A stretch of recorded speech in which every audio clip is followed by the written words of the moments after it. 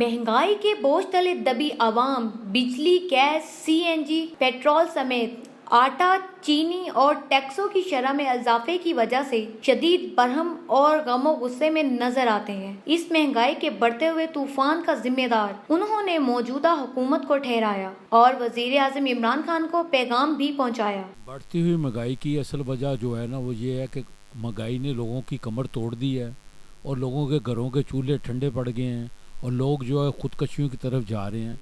लेकिन उसके साथ साथ मैं ये पैगाम भी देना चाहता हूँ कि आदमी जो भी पाकिस्तानी है, जो भी पीपल है, वो ये सोचे इस महंगाई की वजूहात क्या है। उसकी वजह ये है कि पाकिस्तान कर्ज़े में डूब गया है।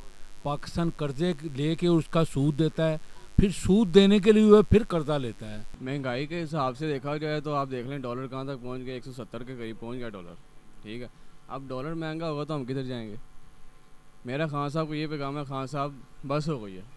जी मैं तो हुकूमत को यही करना चाहूँगा कि इमरान खान साहब बस करें, बहुत हो गया, आपका बहुत हो गया, जितना आपने किया इतना बहुत है। हमारे लिए जितना हो गया इतना हमारे लिए बहुत है। जो टैक्सेस लग गए हैं, 1,000 रुपये मोबाइल पे 3,000 रुपये टैक्स लग गया है। अब ये गरीब आवाम क्या करे। सर जी हर चीज़ महंगी हो रही है, टैक्स लग रहा है, मोबाइल ब्लॉक हो रहे हैं, हर कस्टमर परेशान है, कारोबार वगैरह तबाह हो गया, सारा बेड़ा गर्क कर दिया इन्होंने। कैमरामैन वकास मलिक के साथ जीनत खान, NP न्यूज़, लाहौर।